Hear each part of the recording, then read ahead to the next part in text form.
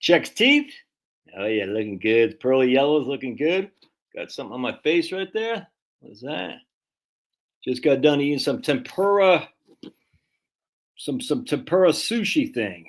I never had tempura or sushi at all, but just got done eating some, and man, it is fantastic. It's got done eating a lot of tempura, some kinds of tempura shrimp, tempura salmon or something like that. Ooh, it was good. Anyway, no one's here.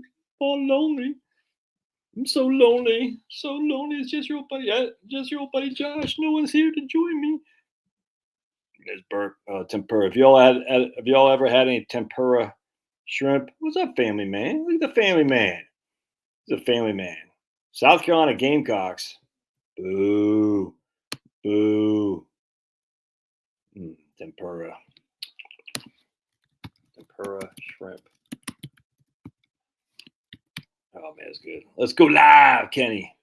Anyway, tempura I think means fried or something like that. It was good, man.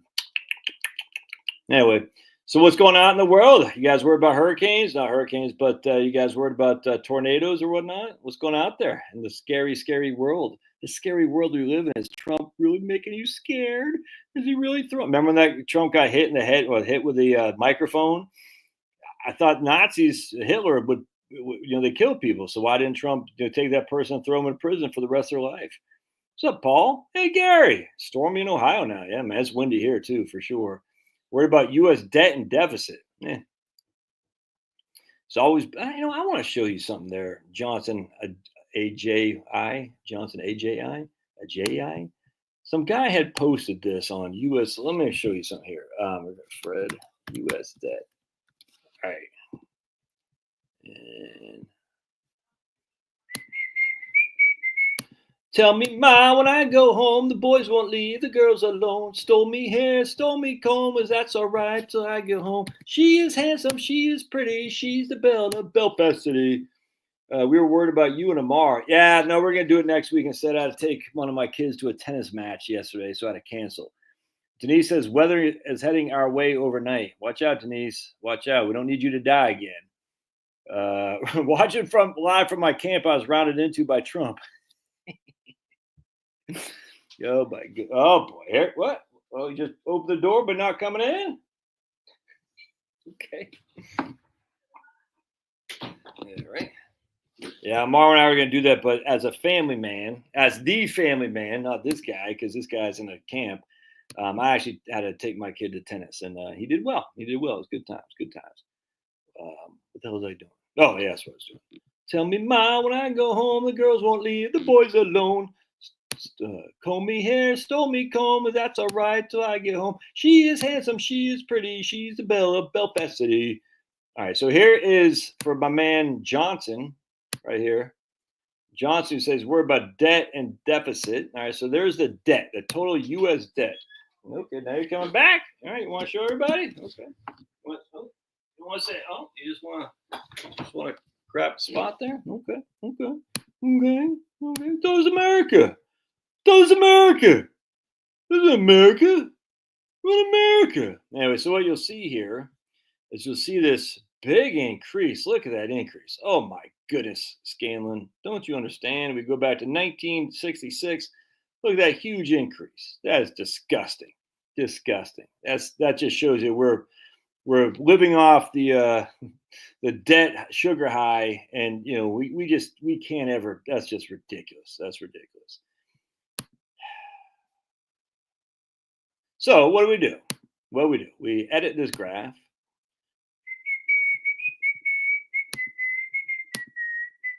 We're going to make it annual first and foremost. So if we make it annual, as you'll see, very limited debt, and then shoop, right there. The freaking disgusting Obama, freaking clown.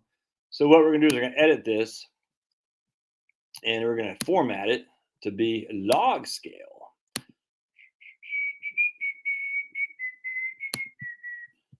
Oh, wow. That doesn't look nearly as bad, does it? That doesn't look nearly as bad. Kind of crazy. Look at that.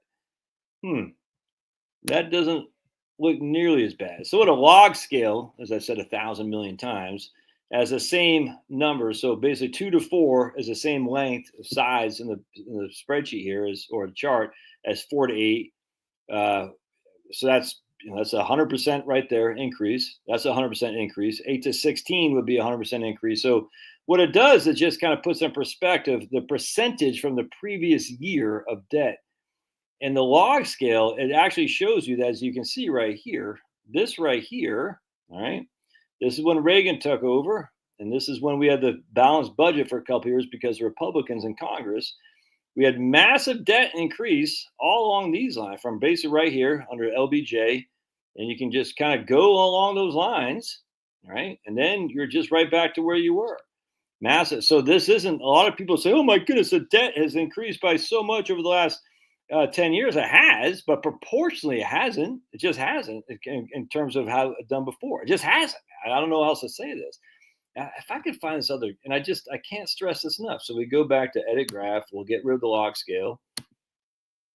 And you can see that looks a lot more evil, doesn't it? That big jump right there. Holy crap, man. We're going boom. But if we scale it, it's not nearly the same capacity. It's just not. Anyway, so I wish people would recognize that, because I just don't think people realize that the percentage of debt isn't anything bigger in terms of the growth from what we've had previously. It's just not.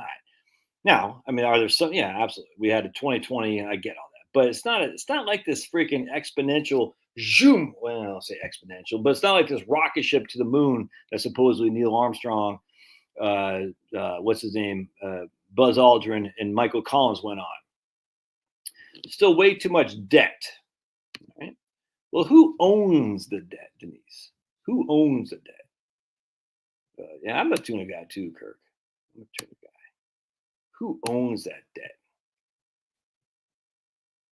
So way too much debt is owned by whom? That's what we got. So kind of like, so let's go look at interest payments. So I'm gonna, relative to interest payments.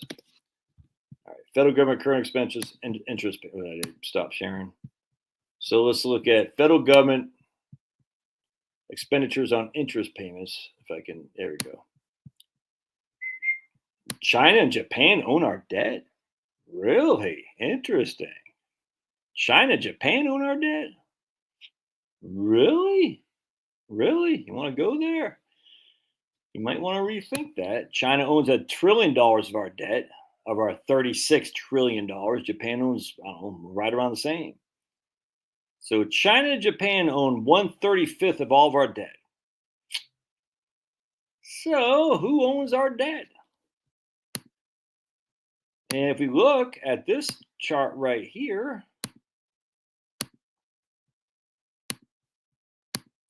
and you'll see the interest payments. Holy crap, look at that interest payment. Look at that. That's the interest payment. We paid 1.1 trillion. Let's make this annually. Hold on a second. Let's just change this to make it annual. All right, there we go. There we go. So we paid, is it annualized? Yeah. We paid $1.1 trillion in interest on our debt. To whom? Ourselves, says my man Paul Long. 100%. Absolutely. We probably owe the debt to ourselves, says my Asian friend in South Dakota. Yes, sir. We owe it to ourselves.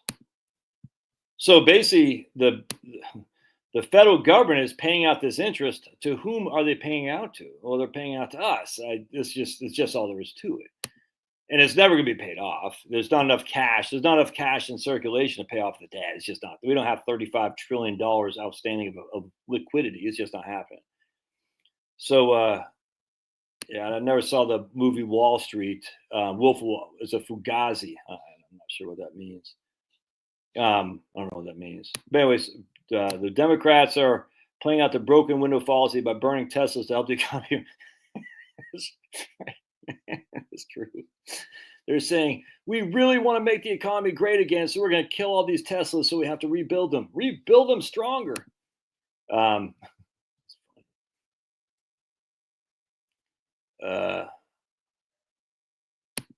Just waiting for Trump and Elon to fire my 3 kids that are feds, while social media calls them all lazy POSs. Other than that, I like Trump. Yeah, I don't like the idea of calling government workers uh, uh, lazy. I mean, I know too many of them that just aren't. They're freaking crushing legends. I mean, are there some? Yeah, I mean, I get. Trust me. Are there some in your job? I guarantee there are. Are there some fat pigs in any corporation? Yes. And any nonprofit? Yes. On any government entity? Yes. It doesn't matter. There's always going to be some fat pigs that shouldn't be there. I get it. There's probably more in terms of federal government than less because the unions will protect the fat pigs, just like in teachers. I mean, they protect pedos. You know what I'm saying?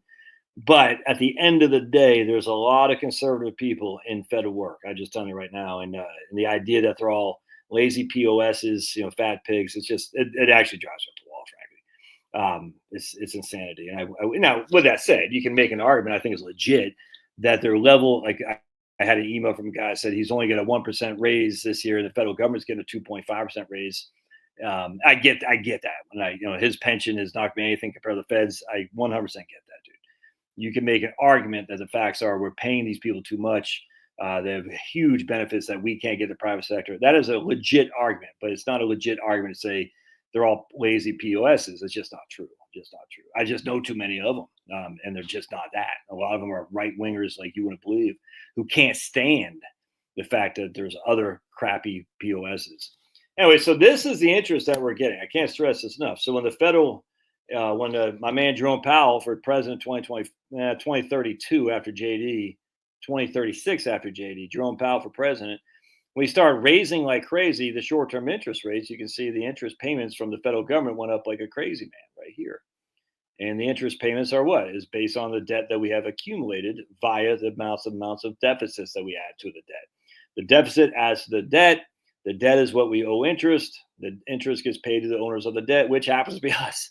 As you can see right here, interest payments went up like a rocket, which is good. That means if you have any government bonds, you're now being rewarded for that significantly more than you did over here. Anyway, it's the idea.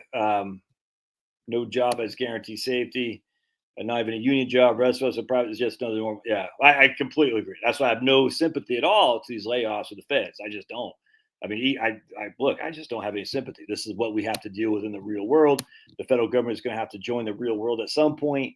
And so it sucks. But the nice thing about the federal government is that you have big fat pensions, you got federal employee health benefit that we don't have in the private sector. We just don't. Yeah, well, I mean, that's okay. Federal governments may not be lazy per se, but they support a bureaucracy as wasteful and inefficient. Have you ever worked at a large corporation? Come on. It is all fake fairy dust, 100%. This whole thing is fake fairy dust. I wonder what it looks like if we log the interest. I mean, so this right here isn't because we took on so much more debt right here. It's because we increased the interest rates more than we've ever increased ever in the history of mankind. This is what this is.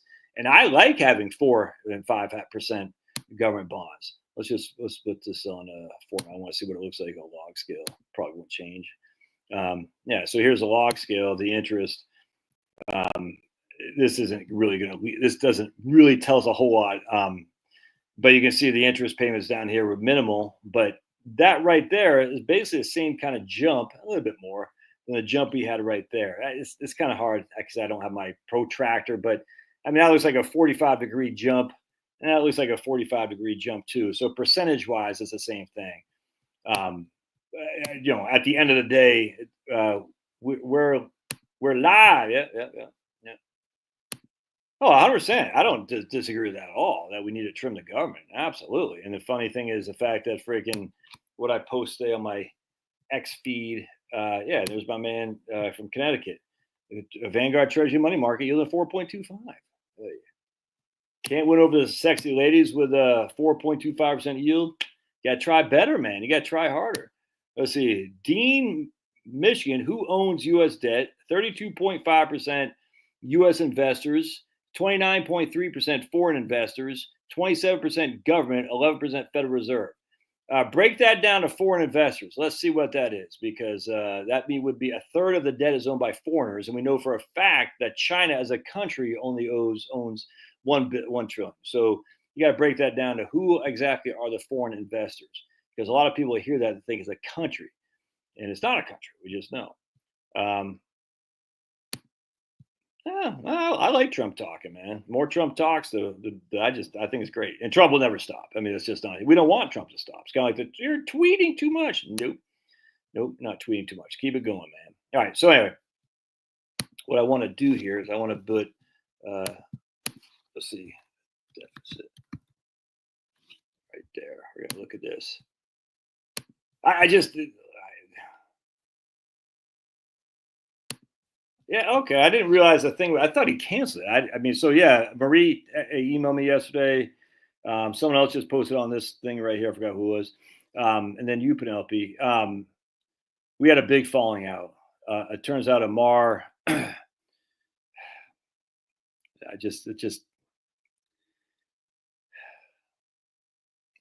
turns out that Amar. I don't know if I can say it in public. I don't know if I can say it in public. Amar voted for Trump. And I can't associate with people who vote for Trump, Penelope. Because Trump's Hitler. And if you vote for Trump, that means you're literally voting for Hitler.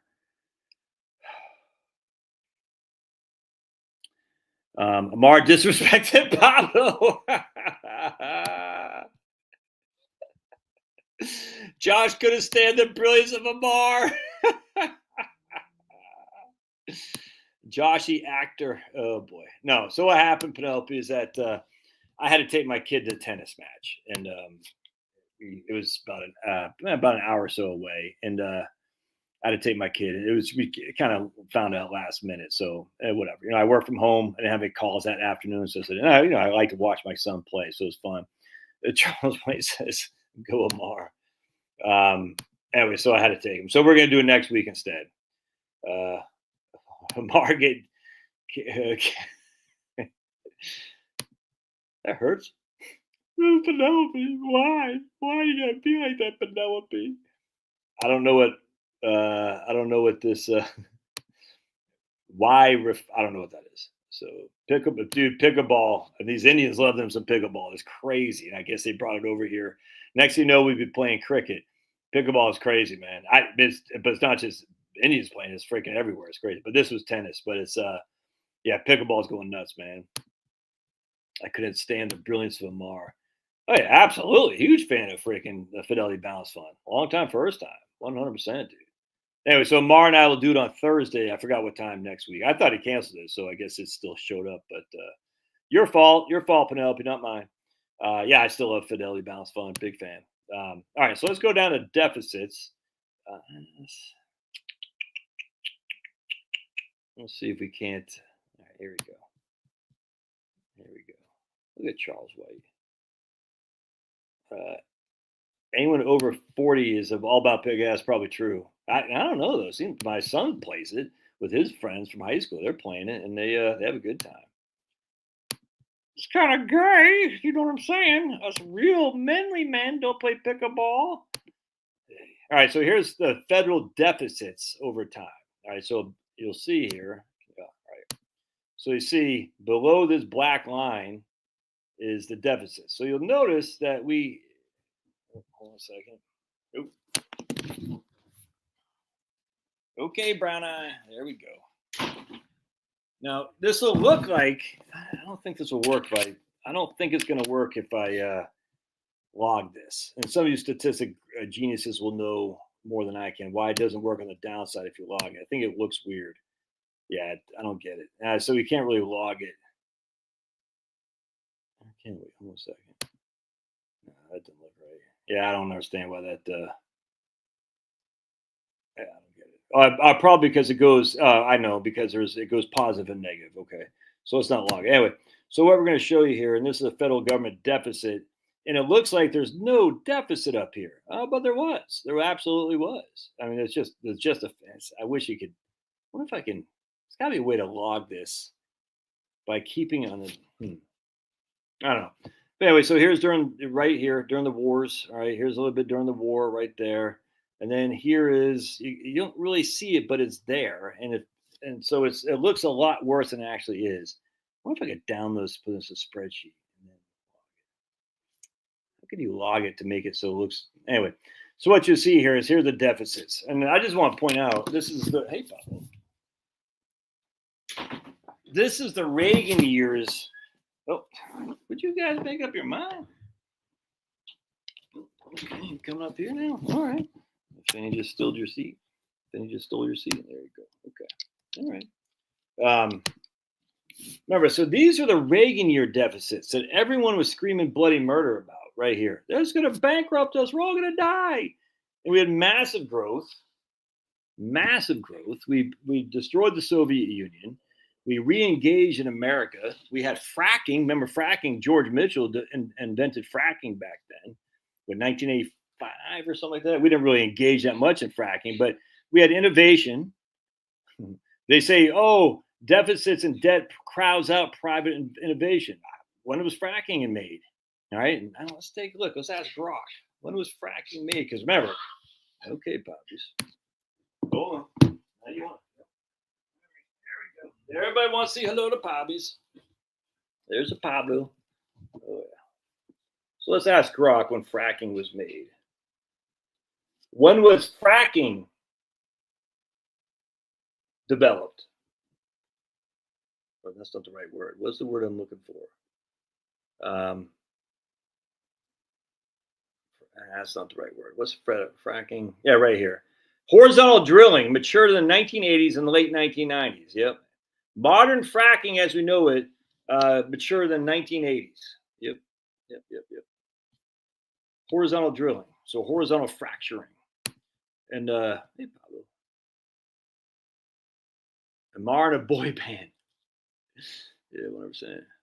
You need to still install a doggy door. Yeah. In the French door, it's hard to be proper butler of the puppies. Exactly. Pablo does. Oh, he will. He's been token, man. He's been token. Anyway, so the idea that innovation is stifled because of government debt and deficits is just not true. And it doesn't mean it can't be. But anyway, so right here is when the Reagan deficits kicked in and we're all going to die. And I wrote about that in my book, Relax or Retire. There's going to be massive inflation or massive tax hikes, or the run on the dollar, but something's got to give, and we didn't have that. Then right here, the Republicans took over Congress in 1994, and right here, so here's 1992, Clinton takes over. You can see the deficits still high. Then Republicans take over right there, and you can see the deficits. Republicans actually had a balanced budget. And then 2001, then 2008, then 2020, the pandemic, boink. And then we're right back here to $2 trillion of a deficit. $2 trillion. But these debts have been going on for years and years and years, man. I mean, it's not like we haven't. Let's just go to federal public debt. People act like we had no debt back then. We absolutely did. And if we make this again, if we log that right there, you can see we had massive debts right there. Massive. And then, I need a doggy door. I do. There you go. Make up your mind, puppy. Ouch.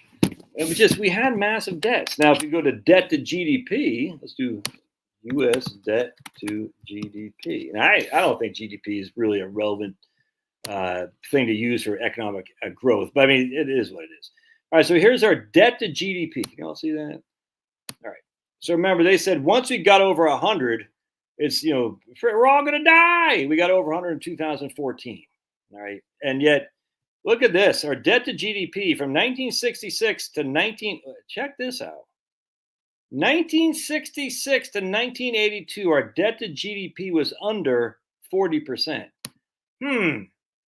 What does, you're not seeing it? Okay. Thanks, Denise. I got to share. What does 1960, let me point this out to you right here. Here's debt to GDP. 1966 to 1982 was under 40%.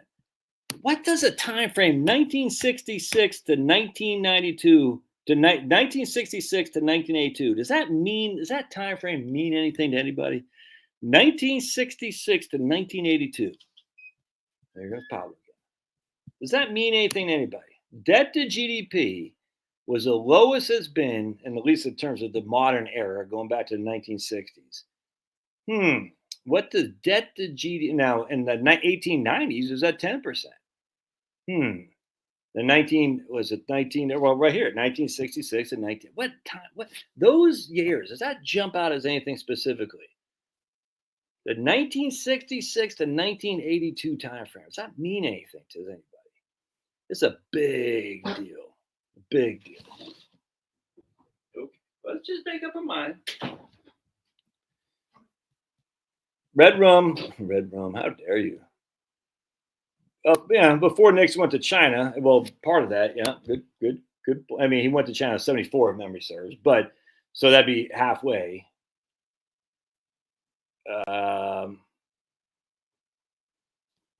Well, that's right. No chance of default. Absolutely, we're not running out. I mean, we're not going to default our debt. There's no reason to. Yeah, I heard about that. The stupid lady in the congressman with dementia. That's crazy. Our government's the dementia she is. Exactly. The 1966 and 1982 was the worst bear market time when you factor in inflation that we've had, without question. Before Michael Jackson was solo. That is like literally when you're running any kind of financial plan, and it runs the Monte Carlos and stuff like that. That 1966 and 1982 was the harbinger, if that's the right word, of negative stuff. There's no other way around that. 1962. So 1966 and 1982 is literally the worst market you could have come up with to invest in it. High inflation, low rates of return. Weird. So we checked that out. The debt to GDP, 1966 and 1982. Then we started taking on debt, but deficits. All right. So our debt, remember though, we're still adding to the debt back here. There's no one sitting there saying we had balanced budgets. We absolutely did not. And people were saying we had too much debt back then. Then Reagan started going on a spending spree like it's nobody's business because Reagan probably believed in MMT, modern monetary theory, even though we can't say it. But anyway, so 1982 to 1995, the debt to GDP went from 30 to 60. It doubled. In 1982 to 1995, the debt to GDP more than doubled. That's kind of crazy. And yet, what happened to the economy? Massive growth across the board. Now, the debt to GDP is from 1995 till today is still double less than what it did from 1966 and 1982. So this idea that the debt to GDP indicates anything, it just doesn't. It doesn't. Now, it would.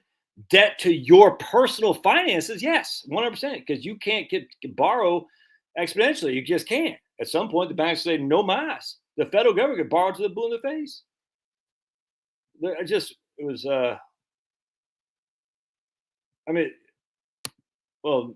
Being all done. 1960 was a time frame of me. Wow, someone had too much to drink, man. My man Brian Dish has been drinking up those booze. Woo-wee! Sober up there, guy. And I just like to point that out. Everyone's like, debt to GDP is over 100. We're all gonna die. Like, no, it's just the evidence isn't there to say that. That doesn't mean it can't happen. That's what I always say, but it's just not there. In fact, we can make an argument, like I do about tariffs, that we have two pieces of massive evidence right here. Bad growth, bad economy with low debt to GDP, great economy with higher debt to GDP. Right now, we can make another argument, not a great economy here from 2009 to 2024, but we certainly had a good stock market, that's for sure. But yeah, those things are, I'm not going to say random. They have some play against each other, but still, it's just so stupid, man. I hate these freaking arguments that debt to GDP means we're all going to go bankrupt. Blah, blah, blah, blah. It's dumb. We're not going bankrupt. It's still. Vietnam conflict adds to the woes. Yeah, because they freaking, we listened to Jim Morrison's dad, Admiral Morrison, about the Gulf of Tonkin, or whatever the hell it was. And we shouldn't listen to these people. They suck. They all want war, and war is what my man say, pulverizer on here. War is a scam, or war is a racket. War is a racket. All right, I just find that fun. So let's. I was going to show you something else here. Let's do trade deficits. I don't know trade deficits. Trade surplus. Let us do that.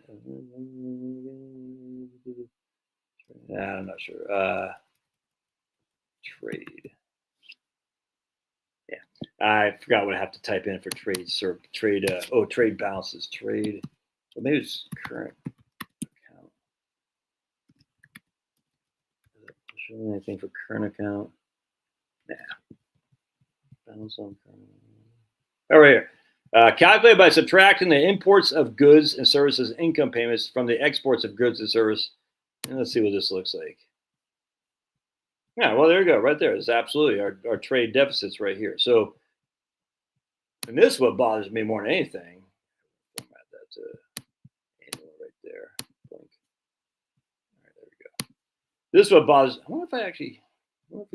Can you log it if it's negative? Let's see. I wonder if you can. I don't know. I wonder if you can log it if it's negative. You cannot. Okay, interesting. You can't log it. Oh, that's weird. Wonder why. Anyway, so some of you statistical geniuses will know more than me. All right, so here's our trade deficit. That only goes back to 1999.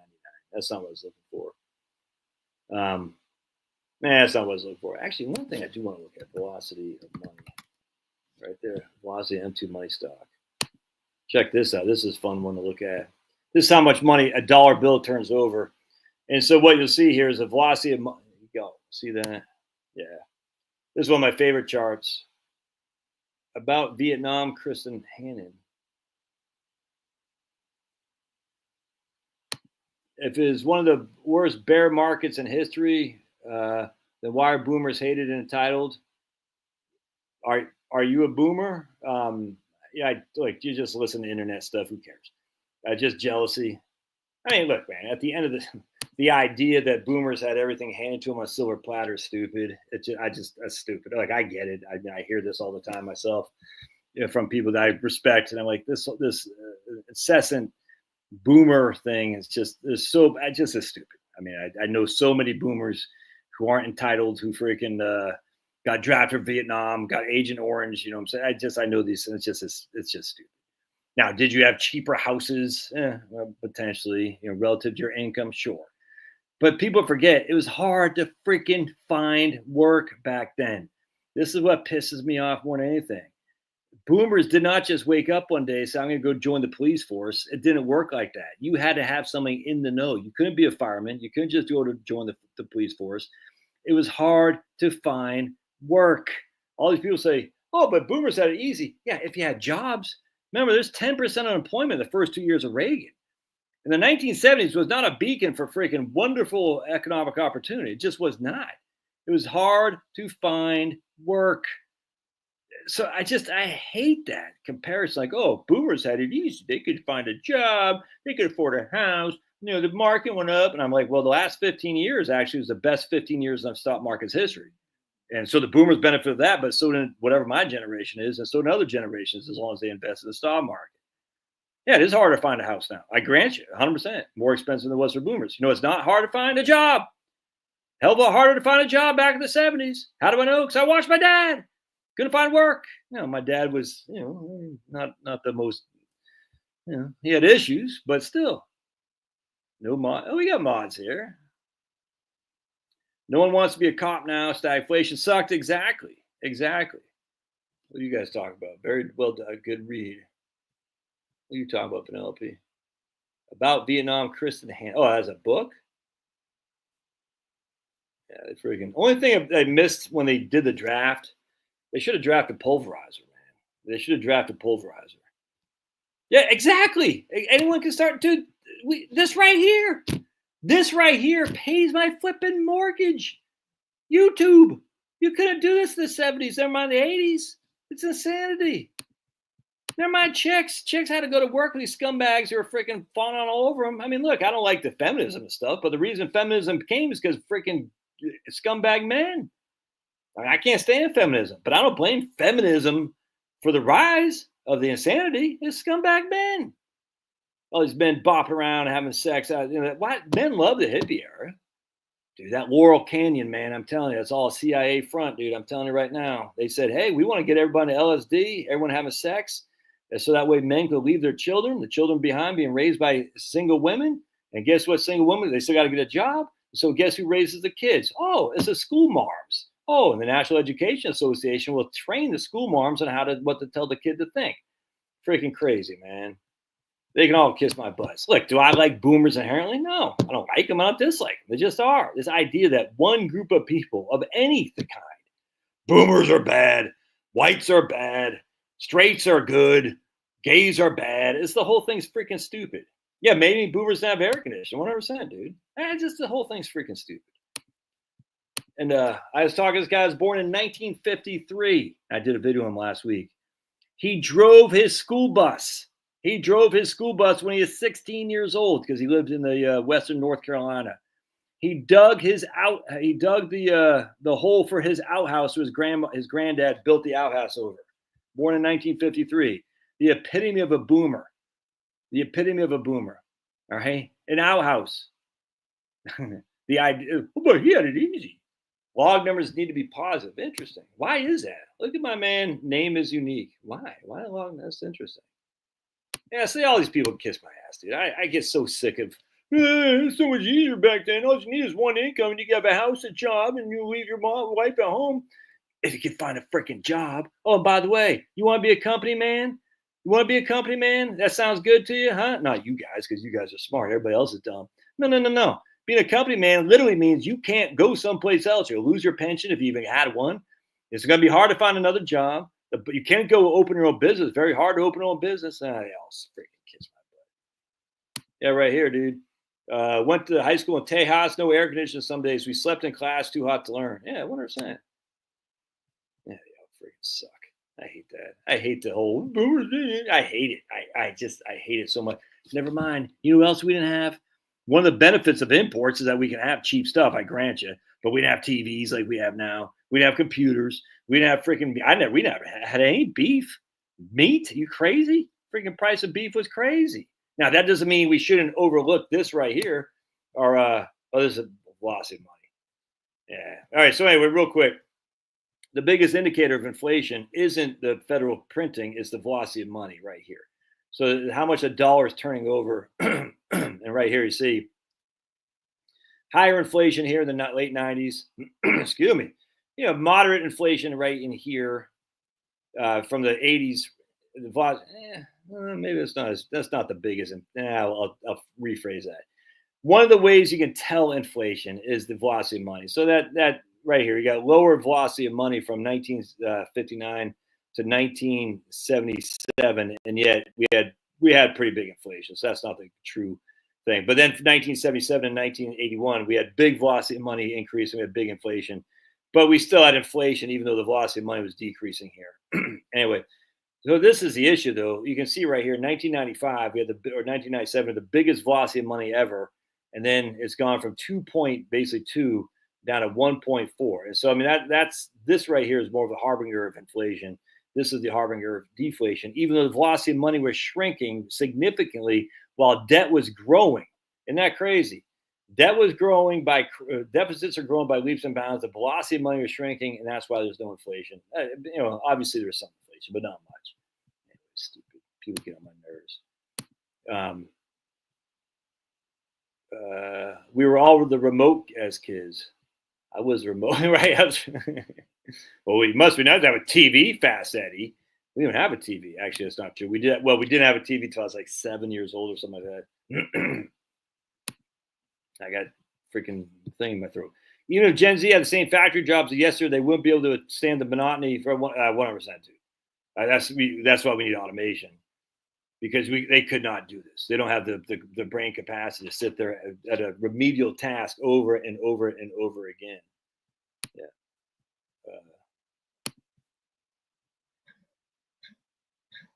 Here's my man Vinyl Earth. I haven't heard this guy. The velocity of money indeed. Lots of people have had to speed up chasing it.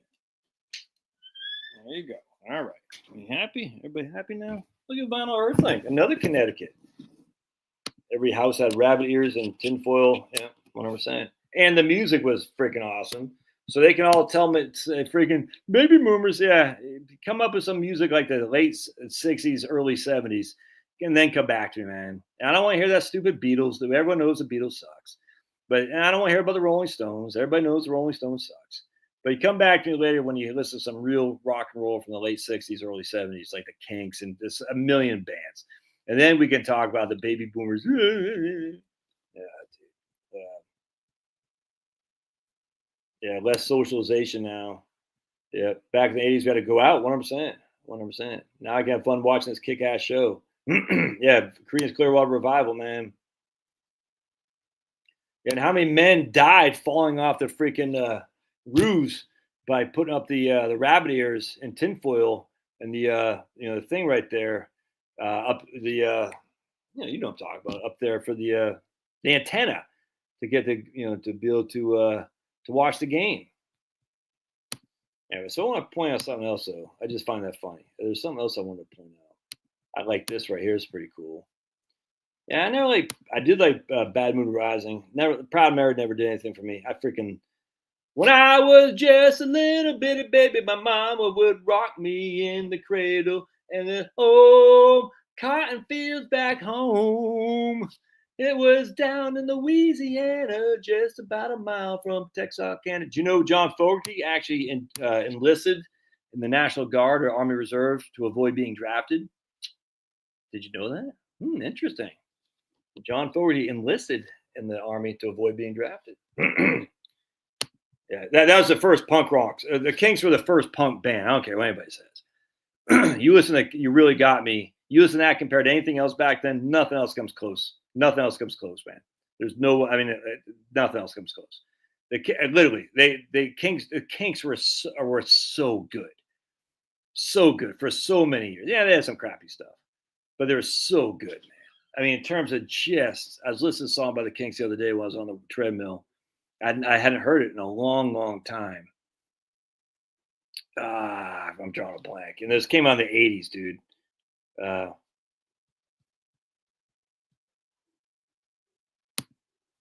right, Penelope, you're going to have to ban yourself. Now, they're from California, yeah. They were from Cali, yeah, from California. But they were fantastic. We had Proud Mary. She's 5 feet high and 5 feet wide. And now she's your wife. Anyway, so I was going to show you. This is fantastic right here. We're just about a mile from Texarkana. What's this? Why do you? Oh my goodness. Pablo. Oh my Pablo. I gotta text everybody. Oh my goodness. Hold on a second. I'll text them later. Oh. Rush. Yeah, I couldn't get into. I liked Rush in the 70s. Couldn't get into the 80s. Yes, I couldn't get into Genesis. No, I couldn't get into it.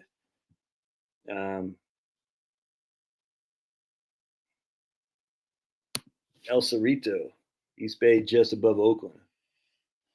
Only thing we miss, we got to start a band called. It's got to be a doom metal band, Stone Pablo. Like that guy. Have you all seen this thing going around? The guy from Pentagram, this old guy. I've listened. Pentagram is one of the original like stone rockers, like doom metal bands. Pentagram. I'm gonna draw a blank, man. Like yeah, like I hate to say it, like Blue Cheer was kind of like that, but not so much. In the 70s, like obviously Black Sabbath, but then Pentagram, and I'm drawing a blank. This other band, I cannot believe them. Oh, the Baltimore. What the hell is it called? Baltimore something. I can't remember. They're called Baltimore something. King Crimson. Wasn't King Crimson more of a prog band, progressive rock band? I think they were, man. But anyway, so Pentagram, and there was this thing going around. Wasn't it Melrose? Wasn't that that was Montrose? I'm not familiar with Melrose. I don't remember that. There's some Baltimore. What the hell was it? Sir Baltimore or something like that. I forgot. But anyway, so there's this thing for Pentagram where the guy's like, actually, let's see if I can't find it. It's pretty cool. I'll come back to this. Real prog, Hatfield and North, gone. Wishbone Ash, never heard that. That sounds pretty good. Yeah, dude, there's so much good music. I mean, it's like literally so much good music back then. It's insane. Let me see if I can't find this thing with 1 second. Go to YouTube. It's so good. It's so funny.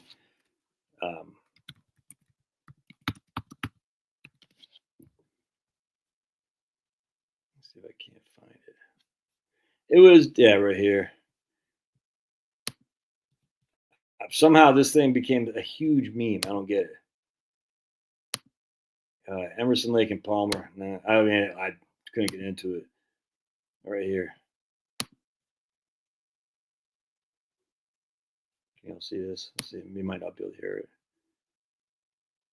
Just gonna play it. Okay. You gonna play this or what?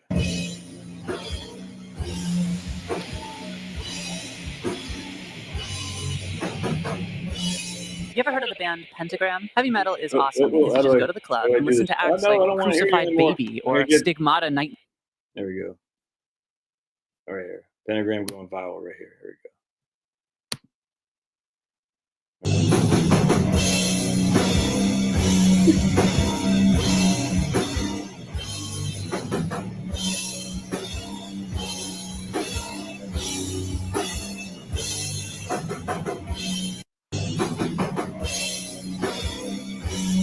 So that's Pentagram. So for some reason that meme is going viral. It's funny as hell. Crazy. Pentagram versus the Pentangle versus the Pentagon. Ooh, I like that. That's a good band name. Try the album Argus, Wishbone Ash. Okay. So from who is that now? Argus, Wishbone Ash. Look it up. Argus, Wishbone Ash. I will. I'll look it up right now. Looks like a senator. Oh my goodness, he looks like freaking Dianne Feinstein. Rest her soul, Heavenly Father. Argus, Wishbone. Ooh, right there. All right. That was pretty good. Oh, all right. Ooh, man. Yeah, let's check this out. I like the color. Just all right. Let's keep going here.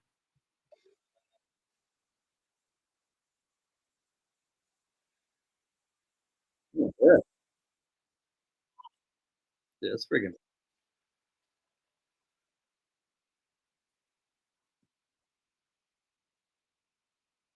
That's badass, man. Glad you told me about that. That's freaking.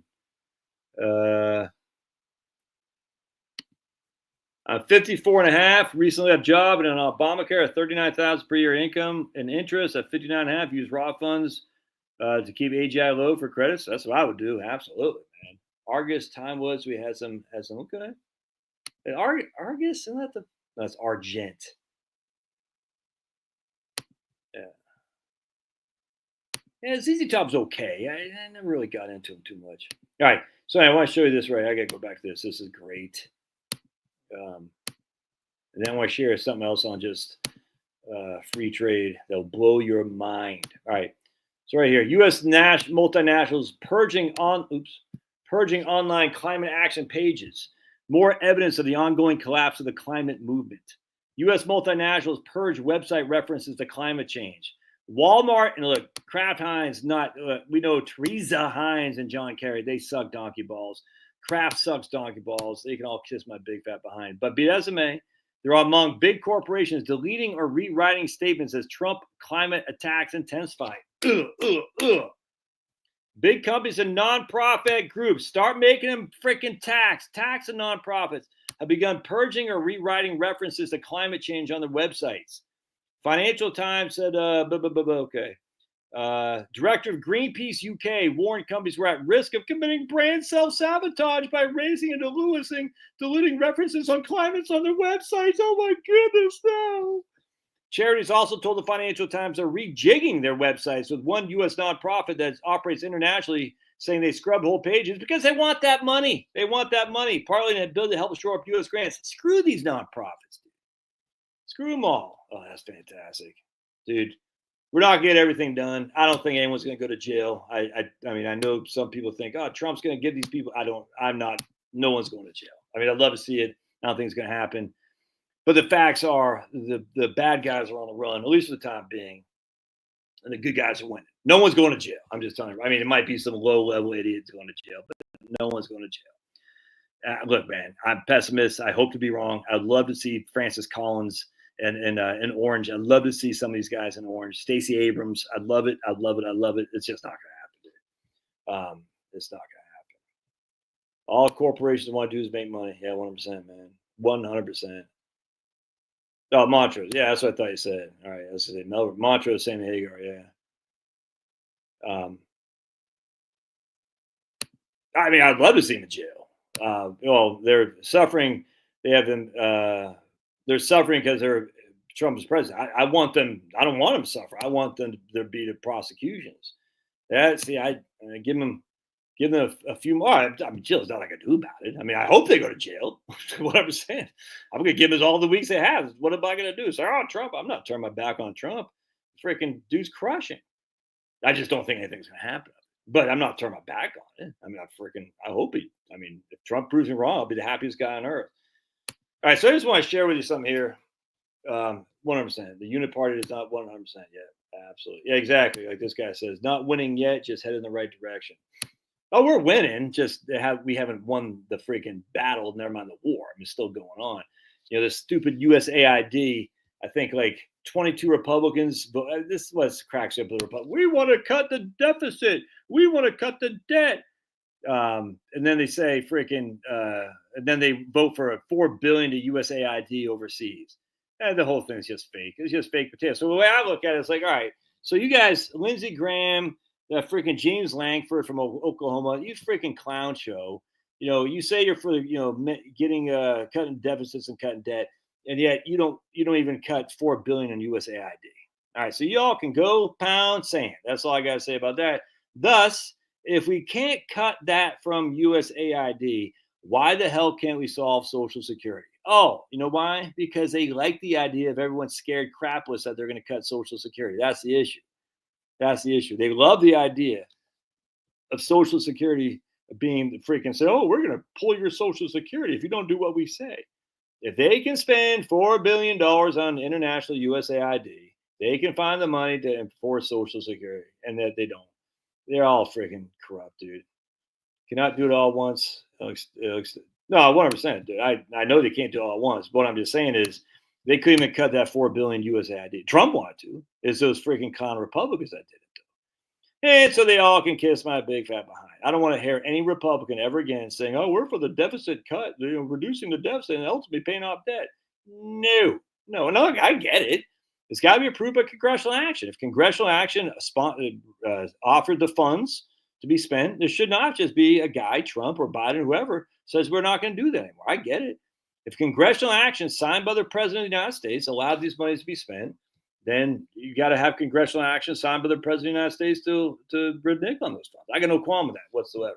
But the facts are that the House is going to pass it, Trump is going to sign it, and 22 Republicans said, no, we're not going to do that. Just shows they're all fake. They're fake.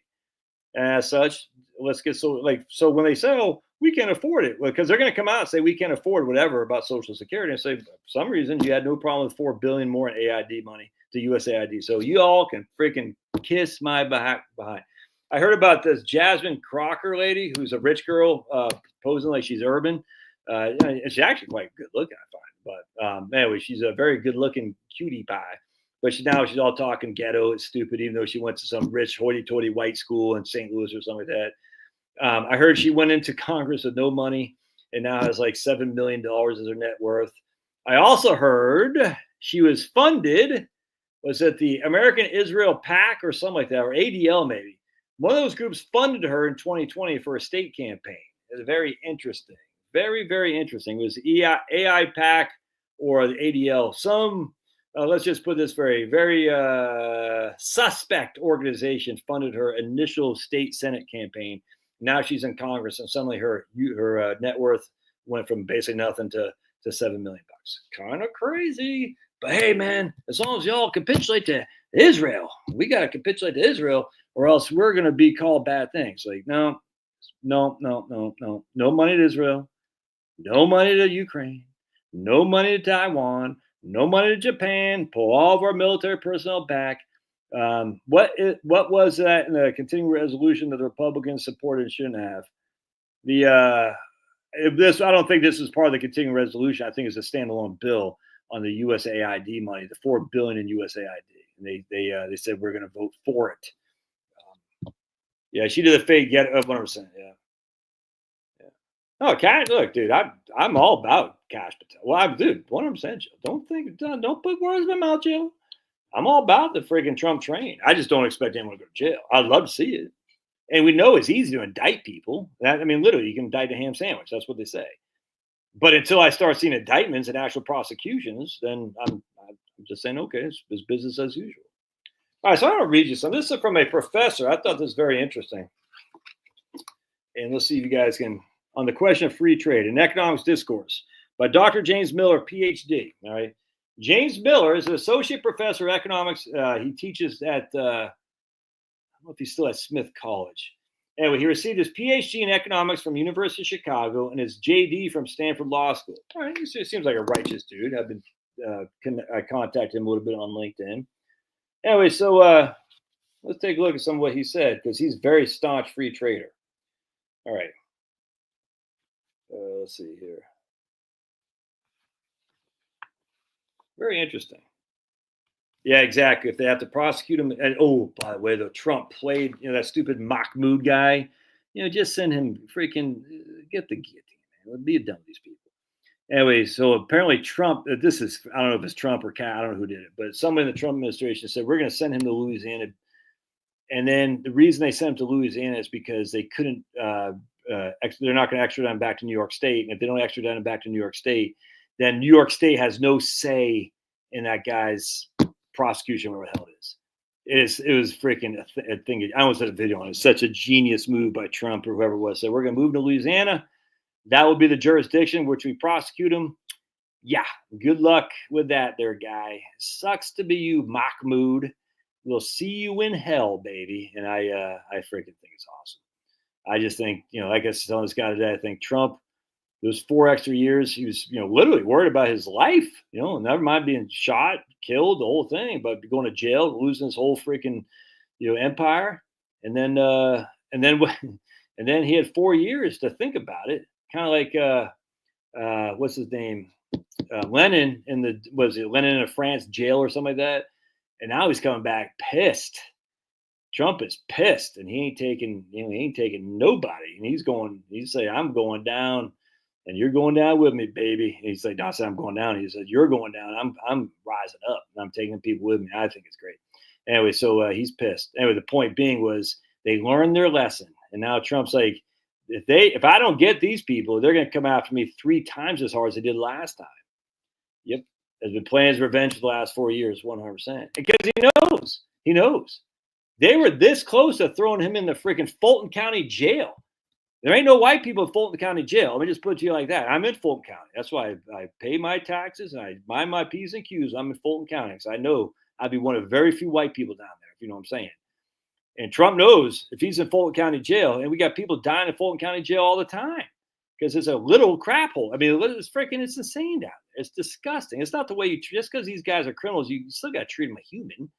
And Fulton County run by very urban liberals, if you know what I'm saying. They don't care. Black Lives Matter, my ass. The only time Black Lives Matter is when a white guy's a perp. Because you got black people dying in Fulton County jail all the time. It's crazy. No one says a damn thing. Every now and again you hear a peep out of the media, but other than that, it's like, leave them in there. And so we're talking Fulton County. We're not talking Gilmer County, which is all white. We're talking Fulton County. Trump was this close to being sent there, my friends. He knows. He's like, these guys, they want me on a silver platter. They shot to kill. I'm not freaking holding back because if they get power again, my goose is cooked. And all my people are signing on with me. Goose is cooked too, as we can see by what happened to Roger Stone, Steve Bannon, the January 6ers and all that. Secretary of State Rubio, he's doing a great job, man. Rubio's crushing. It's great to see. Great to see, man. Rubio's crushing. Yeah. I love it. Dude, you're here as a guest on our country. You start rabble-rousing, get the hell out, man. Get the hell out. I don't even care what your thing is. You want to freaking protest that the Yankees should have won the World Series? Get the hell out. You're here as a guest on. You think if we were there in any other country, Singapore, we could start freaking rabble-rousing that they keep us here? They let us stay there? No, they say get the hell out of Dodge. Anyway, so let's read what my man says here. He says, I think free trade can actually reduce immigration. Take the US and Mexico. The greater the difference in wealth between the average American and the average Mexican, the more Mexicans are going to desire to come to the US legally or otherwise. So if through trading with Mexico, we can make Mexico a bit richer and make Mexico catch up to us a bit more, then there'll be less pressure from Mexicans to illegally immigrate to the United States. The interesting thing is, my friends, the NAFTA was supposed to make Mexico richer so they would stop immigrating here. And what do we see? It did not happen. It did not happen. NAFTA is a perfect example of that not happening. I don't understand why people don't get this. We had free trade with Mexico since 1994. We shipped, like Ross Perot, the giant sucking sound south to Mexico, and yet they still came in droves. This is insanity. We have 30 years of experience now, and it didn't work. So if we just make Mexico a little bit richer with our free trade, we tried that. It didn't work. He goes right here. I admit it. And this is, look, I like this guy. He seems like a nice guy. But this is a free trader. This is what they say. I admit it. I don't care that much about national sovereignty. I don't care that much about national sovereignty. He cares about the individual sovereignty. All right, well, I get that. But we are part of a nation. You have to care about national sovereignty because your nation is what protects your individual sovereignty. This libertarian mindset is so stupid. So stupid. Yeah, exactly. Heard that talk during NAFTA all the time. 100%. Ooh, good point. Yeah, we just need to make U.S. a little bit poorer. They're doing a fabulous job. Well, that's a good point. Cartel's the only thing that came out of NAFTA. Right here. 100%. They said that all the time. I said there thinking, this is the thing. I really am starting to despise the economics people because a lot of these guys aren't that bright. I'm sorry. They might be good with their basically wannabe mathematician skills because they do. Look, I'm broad, and I'm not saying this about this guy specifically. I'm just saying they don't think outside the box. They just don't. They might have these little math equations that run-of-the-mill people like you and I can't figure out, but they're math envy. They're little mini mathematicians who couldn't quite get over the hump of being real mathematicians, so they went economics. That's what it is. Math envy. And there's a law of economics just like a law of math. No, there's no law of economics. In fact, my brother and I were talking about this just last night on text. What's the law of economics? Supply, increase the supply, decrease the demand. What does that do? Lower price? It's not a law. It could happen, but it doesn't have to. It's not 1 + 1 is 2. We know that. 1 + 1 is 2. We know that for a fact. So economics in of itself, there's no law. It's stupid to say that. And yet this economist says, not this guy, some other clown. This is like the law of economics. What's his name? Jessica Rydell, still a dude, but he went from Brian Rydell to Jessica. And I said, wow, you're doing all the cool kids are doing it now. But it's still a dude, though. I mean, he's still a dude. I don't care what anybody says. But anyway, he's like, there's two things that can't be disputed: the law of math and the law of economics. I'm like, yeah, there can be disputes with the law of economics because there isn't. It's just that stupid. All right. Open markets will end Chinese communism. Yeah, we've heard that for many years too. 100%. Yep, 100%. I thought that too. I said once Chinese get a taste of the wealth of our supposed capitalism, they'll break free of their shackles. And they haven't done it. They haven't done it because Chinese government is pretty smart. They say, hey, we're going to give you essentially a little bit more economic freedom, and we're still going to freaking run you through if you disagree with us. It's just that simple. Just no different what happened COVID. So about innovation slowing down. Even if innovation has been slowing down, is trade the cause? Because all these people will say innovation slows down under protectionism. And we don't have any evidence of that at all. But this my man, and so they all said this. Because this guy said that at the beginning of this book here. This is the debate going on, by the way. So he says, innovation, when free trade came front and center, innovation has slowed down remarkably in the United States of America. And it's absolutely true. We had the most innovation in the 1890s all the way to the 1920s under the biggest tariffs we've ever had. We haven't had that anywhere near that same kind of innovation under the massive free trade we've had. We just have it. And so my man who initially was arguing that innovation happens under free trade and stifled under protection said, well, he says, you have an issue of causation. Even if innovation has been slowing down, is trade the cause? My guess would be that if it is slowing down, that it would have been slowed down even faster without trade. All right. So again, this is just what's the fallacy I'm looking for? I don't know. Is that the beg the question fallacy? I'm not sure. He made a positive statement, an affirmative statement that innovation thrives under free trade. My man Vox Day said, no, the biggest innovation we've had was under tariffs of the 1890s and 1920s. That's not debatable. And as such, you cannot say then that innovation thrives only under free trade. It's just not true. So my man says, well, even if it did slow down, it would have slowed down more under open borders, under protectionism.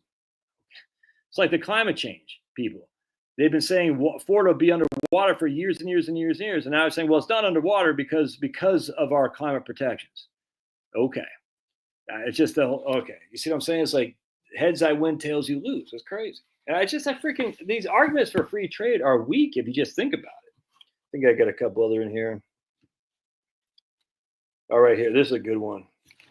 Why did Karl Marx support free trade? Because he said free trade fundamentally disrupts culture.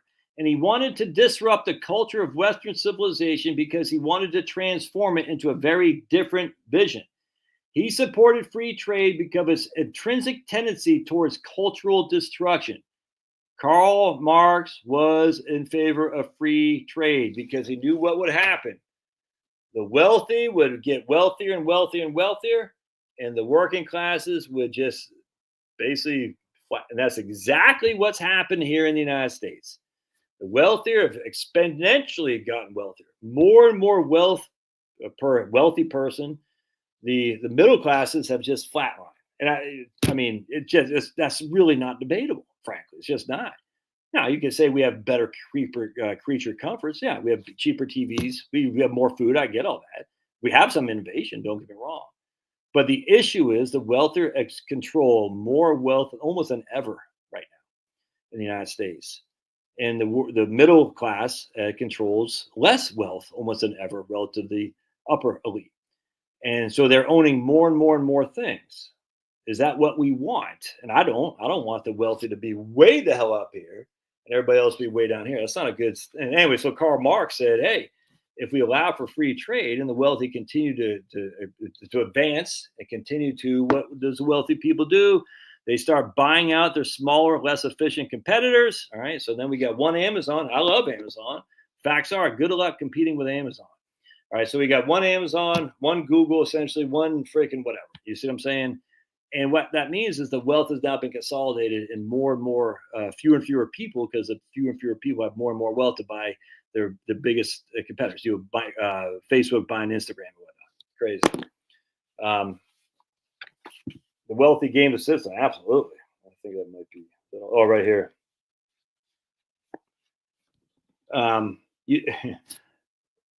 So this guy says he trusts corporations more than he trusts politicians. He goes, my man Vox says, I disagree with that. A politician tends to live in the country that he serves in office. He has to please the people in order to get elected. He needs to please the people to avoid being shot. We can actually imagine that if he is a genuine public servant who's doing his best to look out for the nation. That may sound ridiculous, but there have been politicians like that in the past. We can hope for them in the future. You talk about how a corporation is more responsible to his community.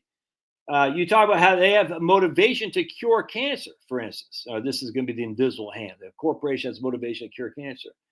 Well, that's true, but they have an even bigger financial motivation to cause cancer and then to provide some sort of drug to keep it under control and manage it and turn it into a lifelong manageable condition where instead of curing the person once and for all, they keep them dependent on buying the drugs from the pharmaceutical companies, 100%.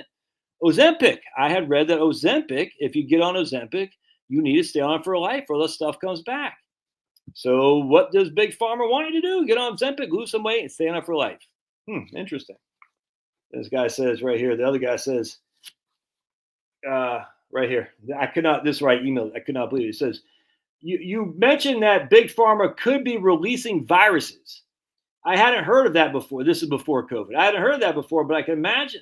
Check this out. But I can imagine a corporation making money doing that, on releasing viruses. You would certainly want the police or national security agency stopping that. The free market solution to that would have to be a free press. And if that were true, lots of people would want to read about it. And if enough people found out about it, they might put pressure on politicians to stop the practice. Interesting. Because that's exactly what happened during COVID, right? The free market solution, have a free press to talk about it, and the politicians would want to stop it once the police are involved. Anyway, the whole point is just stupid, man. Man, that's Paul, that's a great, look at my man Paul on Facebook, crushing. Dude, you're a legend, Paul. I don't care what they say about you. I never thought about that. That's a great observation. Yes, in fact, the liberals, man, I never thought about that. Liberals will say that one of the things about the a tax cut, essentially across the board, is that the people who get the biggest tax cut don't spend it. They don't consume it. They just invest it. And they'll say that as a bad thing. And I don't think it's a bad thing. But instead of spending it, they'll invest it. And if they don't spend it, it doesn't increase the velocity of money. And that's actually a pretty effective strategy. I think there's some truthfulness to that. They said the tax cuts, when the rich people get the tax cuts, it doesn't go into the economy. It goes to the investment world. And that's fine. But it's not the same as velocity of money. So if you really want to increase the velocity of money, i.e. to get more supposed growth, because, the GDP is based on personal consumption expenditures, you got to get the people who will spend the money on food, on automobiles, on new durable products and whatnot. You got to get them to spend on new textiles and things of this nature. They're very interesting. I hadn't thought about that. But yeah, if you have fewer people with the majority of the wealth who aren't, because you only consume so much. You only buy, how many meals can you eat? Interesting. Just go to my website at heritagewealthplanning.com, heritagewealthplanning.com. Well, it was developed earlier. Fracking in combination with horses took off big time in the early 2000s, 100%. Yeah. George Mitchell, and not the main George Mitchell, the clown, but our George Mitchell, the good guy. All right. I'm going to go watch a show with my kids. Top 10% of earners are responsible. Well, earners are different now. I mean, remember, earning, because you're making an income, isn't the same as the wealthy, right? You gotta separate the earners from the wealthy. That's just what you gotta do. And you gotta say how much of the top 10%. I'm in the top 10%. All right. So you gotta say how much are the top 0.01%, because the top 10% don't own. I mean, they own a lot of the wealth, don't get me wrong, but it's that top 0.01 that I'm talking about. I'm not even talking about the 1%. I'm talking about the top 0.01. All right. So you gotta go deeper. It's fractal Celtic spirit. It's fractal. You gotta say, okay, top 10%, yes, but who's including that top 10%? It's a 0.01. How much do they spend relative to the wealth? And I can assure you it's not much. And my man Michael Lewis. All right. Super windy in Texas, trying to catch a turkey this week. All right. I get out of here, my friends. God bless. Appreciate y'all being here. It's fun. Anyway, this is the book right here if you want to get it. It's a great read. You'll read it and you'll be amazed at how easy it is. And this guy who was Vox Day right there, he has a degree in economics from Bucknell. That's it. I don't even think it's a BS like me. I think he's got a BA in economics. And yet he was able to easily destroy, in my humble opinion, this guy from Stanford and University of Chicago. And that's not saying that guy's bad. It's just he hasn't heard any alternate opinions. This is the thing with the economics profession. It's all one size fits all. It's like people who don't know the Bible who call themselves a Christian, and then they're told by an atheist or a Muslim, oh, how do you explain this? Like, I don't know. I was never told this. Oh, my goodness. They freaking run for fear because they don't know. And then they start having questions like, wait, I've never heard this. They don't know how to argue. They don't know how to argue their own faith because they have never heard debates on it. You just ask about the Trinity. Just ask about it. If people are like, I don't know, Christianity, 300 AD. Okay. Just ask about it. They're like, right, it's just what we always do, so it must be legit. Oh, really? Okay, interesting. And it's the same thing here. When people don't hear a secondary opinion, they're totally wrapped up around it when they just don't know, and they will flee. They'll flee because they'll think idiots. They'll think they're dumb, and no one wants to think they're dumb. And this is a problem I've had with Christians for many, many years. That's why you need to have a significant Christian.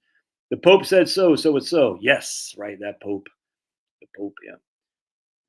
And that's why Christian apologists are fantastic, because they're doing the work that Christians should do on their own, which is to read their own book and say, that seems kind of confusing. What's behind this story? What's behind this reading? What's going on here? So I can know how to defend the faith like a Christian apologist. All right, I'm going to get out of here. God bless. We'll see you guys.